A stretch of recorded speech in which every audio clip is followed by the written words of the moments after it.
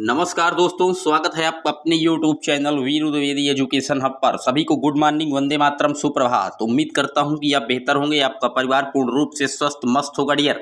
आज हम बात करेंगे एक ऐसे प्रैक्टिस सेट की जो आगे आने वाला यूपी टेट हो या सुपर टेट हो या कोई भी ऐसा शिक्षक भर्ती एग्जाम देने जा रहे हैं आप, तो उसके लिए ये प्रैक्टिस सेट बिल्कुल रामबाण साबित होगा। तो वीडियो को बिल्कुल शिद्दत से अंत तक पूरे जोश और लगन उत्साह से देखें। पहली बार अगर आप चैनल पर आए हैं तो सब्सक्राइब करें, बेल आइकन को ऑन करें और वीडियो को ज्यादा से ज्यादा अपने फ्रेंड सर्किल और ग्रुपों में शेयर करना ना भूलें डियर। तो आइए शुरू करते हैं। पहला प्रश्न कह रहा है, जो तापक्रम विलोमता का क्या अर्थ है? बढ़ती ऊंचाई के साथ घटता तापक्रम, या बढ़ती ऊंचाई के साथ बढ़ता तापक्रम, या बढ़ती ऊंचाई के साथ स्थिर तापक्रम, या बढ़ती ऊंचाई के साथ अस्थिर तापक्रम। तो बता दें डियर, जो तापक्रम विलोमता है यानी कि तापक्रम का उल्टा पूछ रहा है। विलोम माने क्या होता है? उल्टा ही होता है डियर। तो जब आप ऊपर जाते हैं, जितनी ज्यादा ऊंचाई के साथ ऊपर जाएंगे तो क्या होगा? ताप टेम्परेचर क्या होगा? कम होगा डियर। और यहाँ विलोम पूछा है तो आप मार दीजिए कि बढ़ती ऊंचाई के साथ तापक्रम क्या बढ़ेगा, यही तो विलोम है। ऊपर जाएंगे कम होगा, लेकिन प्रश्न में तापक्रम विलोमता का अर्थ पूछ रहा है यानी कि विलोम क्या होगा, तो तापक्रम बढ़ जाएगा। बी ऑप्शन मार दीजिए, एकदम करेक्ट है डियर। बात करते हैं अपने अगले प्रश्न की। निम्न में से कौन सा उष्णकटिबंधीय मरुस्थल नहीं है? अटाकामा, अरेबिया, गोबी या कालाहारी। तो जो उष्णकटिबंधीय मरुस्थल नहीं है डियर, वो आटाकामी नहीं है। ए ऑप्शन एकदम करेक्ट है। बात करते हैं अपने अगले प्रश्न की।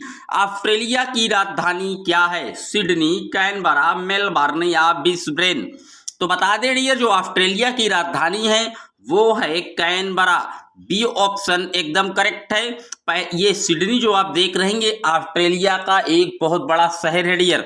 और ऑस्ट्रेलिया को वर्ल्ड की कैपिटल ऑफ गेम भी कहा जाता है, क्योंकि ऑस्ट्रेलिया की लगभग 70 से 80% जो आबादी है वो हमेशा खेलों में ही व्यस्त रहती है। इसीलिए ऑस्ट्रेलिया को वर्ल्ड की कैपिटल ऑफ द गेम कहा जाता है डियर, नोट रखिएगा।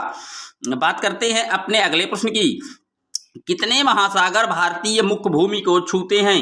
0, 1, 2, 3। तो ये पूछ रहा है कि कौन सा महासागर भारतीय मुख्य भूमि को छूता है। तो एकमात्र महासागर है जो भारतीय भूमि को छूता है डियर, और वो है हिंद महासागर। हिंद महासागर जो है ये भारतीय भूभाग को छूता है। और हिंद महासागर का जो नामकरण है वो हमारे ही देश भारत के देश के नाम पर ही इसका नाम हिंद महासागर पड़ा है, क्योंकि भारत का नाम हिंदुस्तान है और हिंदुस्तान से ही हिंद महासागर पड़ा है डियर। ये भी आप नोट करिएगा। तो बी ऑप्शन करेक्ट है। बात करते हैं अपने अगले प्रश्न की। अंतरराष्ट्रीय योग दिवस किस दिन मनाया जाता है? 21 जून, 20 जून, 25 जून या 28 जून। तो विश्व योग अंतरराष्ट्रीय दिवस जो मनाया जाता है वो 21 जून को हम प्रतिवर्ष विश्व अंतरराष्ट्रीय योग दिवस मनाते हैं। अब इसकी शुरुआत कब हुई? तो बता दें, दिसंबर 2014 को यूएनओ में एक प्रस्ताव भारत के प्रधानमंत्री श्री नरेंद्र मोदी जी ने पेश किया था कि विश्व योग दिवस मनाया जाए, और उस प्रस्ताव पर मोहर भी लगी। और जो पहला विश्व योग दिवस मनाया गया वो 2015 में मनाया गया, और 2015 से लगातार हर प्रतिवर्ष विश्व अंतरराष्ट्रीय योग दिवस हम 21 जून को मनाते हैं डियर। तो ए ऑप्शन एकदम करेक्ट है, याद रखिएगा। बात करते हैं अपने अगले प्रश्न की। पुच्छल तारे की पूंछ की दिशा सदैव होती है सूर्य की ओर, सूर्य से दूर, या दक्षिण पूर्व की ओर, या उत्तर पूर्व की ओर। तो जो पुच्छल तारा होता है डियर, इसकी जो पूंछ होती है वो हमेशा और हमेशा सूर्य से दूर होती है। नोट रखिएगा, बहुत बार एग्जाम में पूछा जाता है पुच्छल तारा की पूंछ किस ओर होती है, तो आप बताएंगे कि सूर्य से दूर होती है पुच्छल तारा। बी ऑप्शन एकदम करेक्ट है। बात करते हैं अपने अगले प्रश्न की। महासागरों में निम्न में से कौन सा लवण सर्वाधिक मात्रा में पाया जाता है? Magnesium sulphate, calcium sulphate, magnesium chloride या सोडियम क्लोराइड। तो महासागरों का जो जल है कैसा है? लवणीय है, खारा है। तो खारा किसके कारण है? नमक के कारण, और नमक का जो सूत्र है वो है सोडियम क्लोराइड। डी ऑप्शन एकदम करेक्ट है। NaCl की अधिकता है महासागरों में, इसीलिए जो इसका जल है डियर वो खारा है, लवणीय है। डी ऑप्शन एकदम करेक्ट है, नोट डाउन रखिएगा। बात करते हैं अपने अगले प्रश्न की। काजीरंगा राष्ट्रीय उद्यान असम में किस जानवर का आकर्षण है? गैंडा, शेर, बाघ या भालू। तो काजीरंगा जो असम में पड़ता है वो एक सींग वाले गैंडे के लिए फेमस है डियर। ए ऑप्शन एकदम करेक्ट है, याद रखिएगा। असम में मानस नेशनल पार्क है, नामेरी नेशनल पार्क भी असम में पड़ता है। असम में देहिंग वाइल्ड लाइफ जो है, देहिंग पटकई अभी जो है इसको भी वन्य जीव अभ्यारण्य घोषित कर दिया गया है डियर। तो वीडियो को बिल्कुल शिद्दत से अंत तक जरूर वॉच करें। बात करते हैं अपने अगले प्रश्न की। भूमध्य रेखा से पारित नहीं होता उत्तरी अमेरिका, दक्षिणी अमेरिका, अफ्रीका या इन महाद्वीपों में से कोई भी नहीं। तो भूमध्य रेखा से उत्तरी अमेरिका जो है वो पारित नहीं होता। भूमध्य रेखा को हम 0 डिग्री के नाम से भी जानते हैं डियर। भूमध्य रेखा के जो आप दक्षिण जाएंगे तो मकर रेखा 23.5 अंश और उत्तर जाएंगे तो कर्क रेखा, और दोनों के बीच का जो एरिया है यहीं पर सर्वाधिक जो है क्या पाई जाती है, उष्णकटिबंधीय नदी वर्षा वन, और यहीं पर सबसे ज्यादा जो है जैव विविधता भी पाई जाती है डियर। तो नोट रखिएगा वीडियो को। बात करते हैं अपने अगले प्रश्न की। एक नदी और इसकी सहायक नदियों से सूखा क्षेत्र क्या कहा जाता है, बेसिन, नहर, बांध या स्ट्रेट। तो नदी और उसकी सहायक नदियों से जो सूखा क्षेत्र बन जाता है उसे हम बेसिन के नाम से जानते हैं, नदी बेसिन। ए ऑप्शन एकदम करेक्ट है। बात करते हैं अपने अगले प्रश्न की। भारत में वर्ण व्यवस्था किस लिए बनाई गई थी। वर्ण व्यवस्था यानी कि ब्राह्मण, क्षत्रिय, वैश्य, शूद्र, ये 4 प्रकार की वर्ण व्यवस्थाएं हैं। और ये वर्ण व्यवस्था किस लिए बनाई गई थी, प्रश्न ये पूछ रहा है। क्या श्रमिक गतिहीनता के लिए, या श्रम की गरिमा को मान्यता देने के लिए, या आर्थिक उत्थान के लिए, या व्यावसायिक श्रम विभाजन के लिए। तो भारत में जो ये वर्ण व्यवस्था लागू की गई थी वो व्यावसायिक श्रम विभाजन के लिए आई थी। डी ऑप्शन एकदम करेक्ट है डियर। बात करते हैं अपने अगले प्रश्न की। समाज का सुधार किया जा सकता है सामाजिक संगठनों द्वारा, राजनीतिक संगठनों द्वारा, सरकारी कानून द्वारा, या प्रत्येक व्यक्ति खुद में सुधार करके समाज का सुधार किया जा सकता है। तो जो समाज का सुधार है डियर वो प्रत्येक व्यक्ति अगर खुद में सुधार कर ले तो समाज जो है ऑटोमेटिक सुधर जाएगा डियर। तो डी ऑप्शन एकदम करेक्ट है।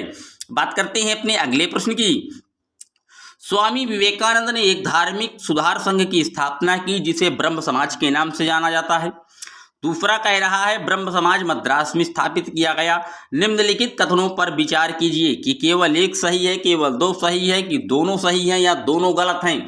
तो बता दें डियर, स्वामी विवेकानंद जी ने ब्रह्म समाज की स्थापना नहीं की बल्कि इसकी स्थापना की थी राजा राम मोहन राय ने। तो पहला ऑप्शन तो गलत हो गया डियर, यहाँ विवेकानंद लिखा है ये गलत है, राजा राम मोहन राय ने की थी। दूसरा कह रहा है ब्रह्म समाज में मद्रास में स्थापित किया गया, ये भी गलत है, क्योंकि जो ब्रह्म समाज की स्थापना है वो 1928 में कोलकाता में स्थापित की गई थी, मद्रास नहीं है कोलकाता है, और विवेकानंद जी नहीं राजा राम मोहन राय हैं। तो इसके जो पहला ऑप्शन है वो भी गलत है और दूसरा भी गलत है, यानी कि ना तो एक सही है और ना ही 2 सही है। डी ऑप्शन एकदम करेक्ट है डियर। वीडियो को बिल्कुल शिद्दत से अंत तक वॉच करिए, वादा है आपको एग्जाम में यहाँ से प्रश्न देखने को जरूर मिलेंगे डियर। बात करते हैं अपने अगले प्रश्न की। निम्नलिखित कथनों पर विचार कीजिए। राजा राम मोहन राय देश में पूर्वी शिक्षा का ज्ञान फैलाने के इच्छुक थे, बिल्कुल गलत है। राजा राम मोहन राय जो है पूर्वी शिक्षा के समर्थक नहीं थे डियर। अगला कह रहा है उन्होंने भूमि सुधार के खिलाफ एक अभियान शुरू किया, इन्होंने भूमि सुधार के लिए कोई अभियान नहीं किया डियर। तो इसके भी दोनों ही ऑप्शन गलत हैं, यानी कि डी ऑप्शन एकदम करेक्ट है। बात करते हैं अपने अगले प्रश्न की। भारत में किस प्रकार का समाज है, मिश्रित समाज, लचीला समाज, मात्र सत्यात्मक समाज या पितृ सत्यात्मक समाज। तो जो भारत में समाज है डियर वो पितृ सत्यात्मक समाज है। सी ऑप्शन एकदम करेक्ट है, पितृ सत्यात्मक समाज की है यहाँ भारत में। बात करते हैं अपने अगले प्रश्न की। निम्नलिखित में से किस विदुषी ने स्त्री और पुरुष के बीच सामाजिक अंतरों की आलोचना पर आधारित पुस्तक जो है स्त्री पुरुष तुलना की लेखन किया है, यानी कि स्त्री पुरुष की तुलना की जो बुक है वो किसने लिखा है, ये प्रश्न ये पूछ रहा है। क्या पंडित रमाबाई ने लिखा है, बेगम रोकाया ने लिखा है, ताराबाई शिंदे ने लिखा है, या राम सुंदरी देवी ने लिखा है। तो बता दें डियर जो ये स्त्री पुरुष तुलना का पुस्तक है इसकी रचना ताराबाई शिंदे ने की है। सी ऑप्शन याद रखिएगा, ये पेपर में कई बार पूछा गया है कि स्त्री पुरुष तुलना के रचनाकार कौन है, तो आप बताएंगे ताराबाई शिंदे, नोट रखिएगा। बात करते हैं अपने अगले प्रश्न की और अंतिम प्रश्न की। गुलामगिरी में से किसके द्वारा लिखी गई, गोपाल हरि देशमुख, ज्योतिबा बाई फुले, राजा राम मोहन राय या दयानंद सरस्वती। तो डियर जो गुलामगिरी रचना है ये ज्योतिबा बाई फुले की है। बी ऑप्शन एकदम करेक्ट है। ये था आज के लगभग 20 से 25 महत्वपूर्ण प्रश्न जो कि आपको आगे आने वाला यूपी टेट हो या सुपर टेट हो मिलेंगे जरूर। प्रश्न थोड़ा नए हैं डियर, तो प्रश्नों को बिल्कुल समझते हुए चलिएगा। वीडियो अगर आपको अच्छा लगा हो तो एक बार वीडियो को लाइक करिए और जोरदारी के साथ इसको शेयर करिए अपने फ्रेंड सर्कल में, ताकि और लोग जुड़ सकें। मिलेंगे जल्द ही आपसे एक और वीडियो में, तब तक के लिए जय हिंद, जय Bharat. Thanks for watching my video.